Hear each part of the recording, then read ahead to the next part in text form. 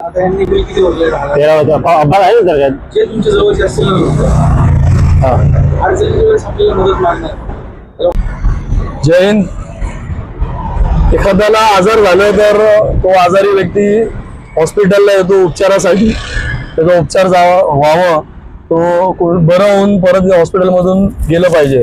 पण ते बरं होत असताना त्याच्या घरच्यांची जे मानसिक त्रास त्याला दिला जातोय पैशासाठी, बिल भरण्यासाठी. असंच एक दाम्पत्य आमच्या सोबत आहेत. ते गोरगरीब घरातून येतात, ते झोपडपट्टीमध्ये राहतात. ते त्यांच्याकडून जाणून घेऊया की इथं काय घडलंय, ऑक्सिकेअर हॉस्पिटलमध्ये कसे ऍडमिट झाले, उपचारासाठी त्यांना किती रक्कम सांगण्यात आली होती आणि त्यांना पूर्वकल्पना दिली होती लेखी स्वरूपात किंवा नाही दिली होती. हे सगळं काय माहिती आपण इथं यांच्याकडून जाणून घेऊया. आपलं पूर्ण नाव सांगा आणि आपला पत्ता सांगा. आपलं नेमकं कुठे राहतो आपण? खाजा हुसेन बाशुमे शेख, संजय गांधी नगर झोपडपट्टी, इथं राहतो. तर आपण इथं कशा करता आले होते? आपल्या मुलाचं नाव सांगा, आजार काय होतं त्याला? मुलाला आजार, मुलाचं नाव सलमान शेख.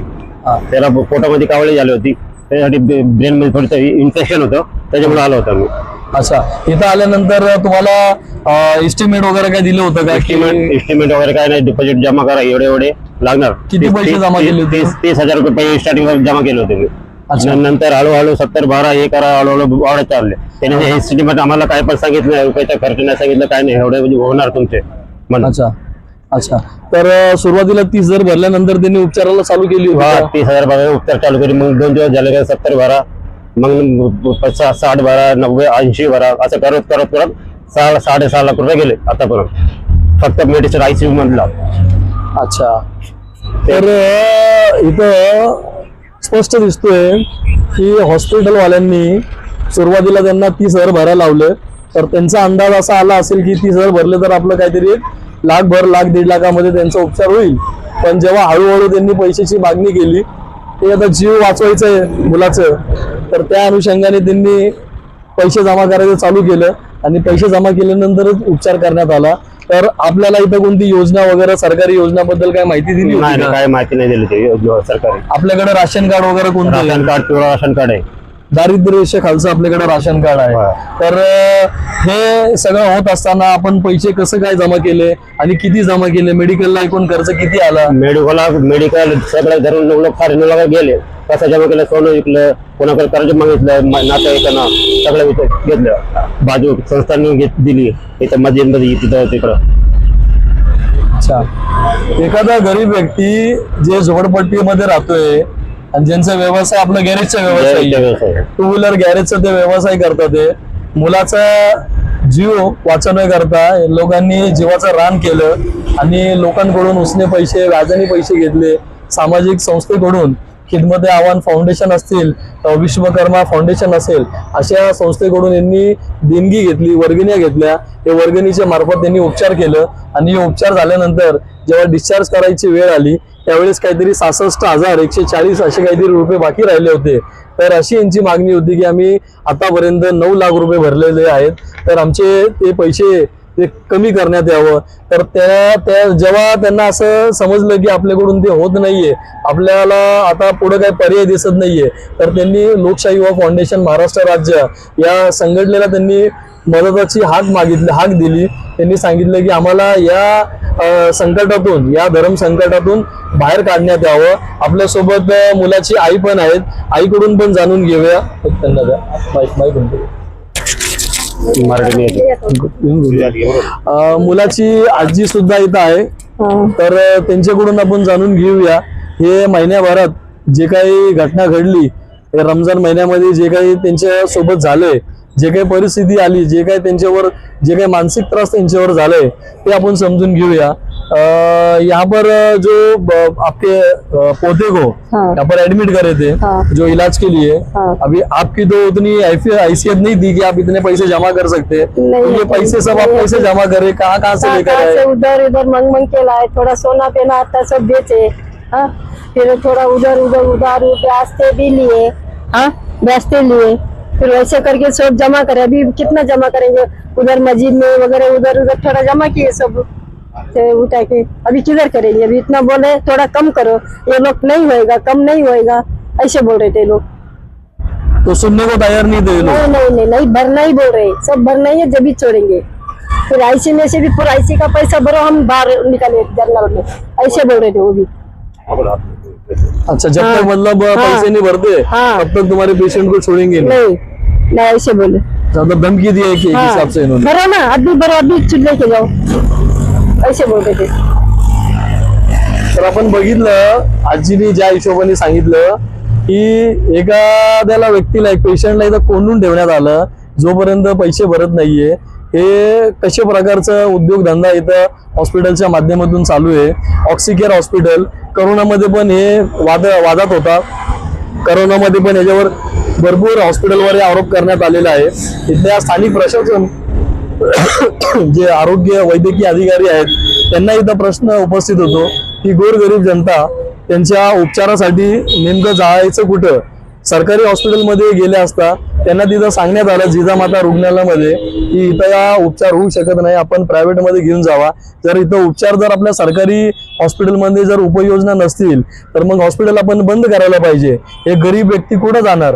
आज यांनी जे कर्ज घेतले, जे व्याजाने पैसे घेतलेत ते हे लोक कसे फेडतील? आज यांनी सोनं विकले, एखाद्या व्यक्तीचा जीव वाचवण्याकरिता यांना याची पाळी आलेली आहे। अगर आपको अगर पैसे भरने को नहीं जमता था तो आपके पास आखिरी ऑप्शन क्या था? आप क्या करने वाले थे? आत्महत्या करना जरूरी था। आत्महत्या नहीं करना जरूरी था, दूसरा इलाज ही नहीं, मेरे से पैसा नहीं है तो आपने किसी नेता वगैरह से या तो फिर किसी अधिकारी वगैरह से संपर्क करे क्या? अन्ना बंसरे के पास गया था कल, तो उन्होंने बोला इधर बात कराओ, वहाँ पे बात करने को तैयार नहीं है। काउंटर पे, रिसेप्शन काउंटर पे उन्होंने बोला सीधा पैसा भरने का नहीं, सीधा लेके जाओ तुम बच्चे को, सीधा पैसा भर के ही लेके जाओ तुम, उससे सिवाय दूसरा नहीं होगा। म्हणजे कसे गुंडे प्रवृत्तीचे लोक आहेत ते हॉस्पिटलमध्ये काम करणारे लोक, यांना माणुसकीचं काही भान राहिलेलं नाहीये। पैसे भरा आणि परत त्याच्यानंतरच तुम्ही पेशंटला घेऊन जावा, तोपर्यंत हे पेशंटला घेऊन जायचं नाहीये। तर कोंडून ठेवलंय आणि या परिवाराला आत्महत्या करायची वेळ आणि आत्महत्या करण्यासाठी प्रवृत्त करणारे या हॉस्पिटलवर खरं पाहता कायदेशीर कारवाई केली पाहिजे, कारण की यांनी कोणतीही पूर्वकल्पना दिली नव्हती। कारण की यांचा अधिकार आहे, रुग्णांचा अधिकारच आहे तो की हॉस्पिटलवाल्यांनी जे काही आजार असेल सुरुवातीला नसता दिला तर दुसऱ्या दिवशी, पहिल्या दिवशी यांना सांगण्यात यायला पाहिजे होता की किमान तुम्हाला एवढं खर्च येईल आणि कोणत्याही प्रकारची योजना जर या हॉस्पिटलमध्ये असेल किंवा नसेल आपल्याला माहित नाहीये, त्या योजनेबद्दलची माहिती सुद्धा या हॉस्पिटलवाल्यांनी इथं कोणतेही लावलेली नाहीये। तर त्या योजनेची माहिती यांना देण्यात आली नाहीये। फक्त यांचा उद्देश हेच आहे की लोकांची पिळवणूक करायची, लोकांना भीती दाखवून कुठेतरी गोरगरीब जनताला लुटायचं काम या हॉस्पिटलने उद्योगधंदे इथं चालू केलेले आहेत। अशा हॉस्पिटल वाल्यांना महानगरपालिका प्रशासन कारवाई करणार आहे का हे आपल्याला पाहावं लागेल। कारण काय आहे की हे यांच्या एकट्यावरच झालेलं नाहीये, असे भरपूर आहेत। पिंपरी चिंचवड शहरात असतील, पुण्यात असतील किंवा अन्य आपल्या राज्यात असतील, असे भरपूर परिवार आहेत जे त्रस्त आहेत, जे हॉस्पिटलच्या बिलामुळं कुठेतरी आत्महत्या करायचा प्रयत्न करतात, व्याजाने पैसे घेतात, घर कुठेतरी घाण ठेवतात, जमिनी घाण ठेवतात। तर हे आपल्याला कुठेतरी लाजिरवाणी गोष्ट हे प्रशासनासाठी आहे। कारण का की गरीब जनतेला पण तेवढाच अधिकार आहे जेवढं श्रीमंत जनता इथं राहतीये, आणि हे श्रीमंत दवाखाने कुठेतरी गरिबांचा पिळवणूक करतीये, त्यांच्या कुठेतरी मानसिक छळ करतीये।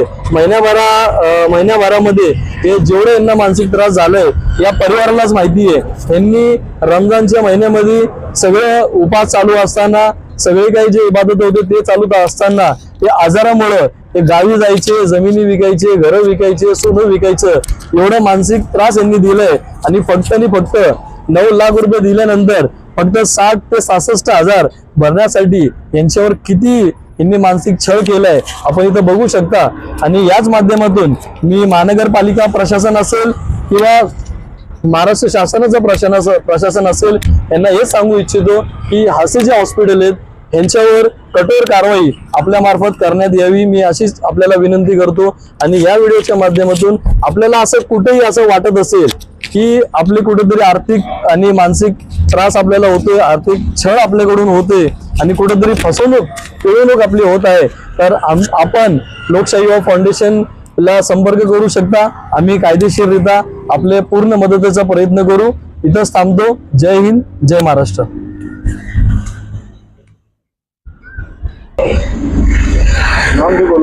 पिंपरीचे आमदार माननीय अण्णा बनसोडे आणि आता सध्याचे जे उपाध्यक्ष आहेत विधिमंडळाचे, त्यांनाही यांनी संपर्क केला होता, पण त्यांच्या संपर्क कार्यालयातून त्यांचे जे पी आहेत त्यांच्या मार्फत फोन द्यायचा सुद्धा प्रयत्न केलाय हॉस्पिटलवाल्यांना, पण हे लोक हॉस्पिटलवाल्यांनी त्यांचा फोनही घ्यायचा नकार दिलाय.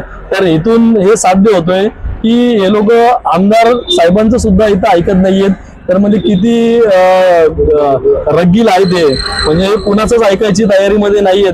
यांना फक्त जसे 2 नंबरचे धंदेवाले फक्त त्यांना पैशाची मतलब असतो, तसंच व्यवसाय यांनी इथं चालू केलेले आहे.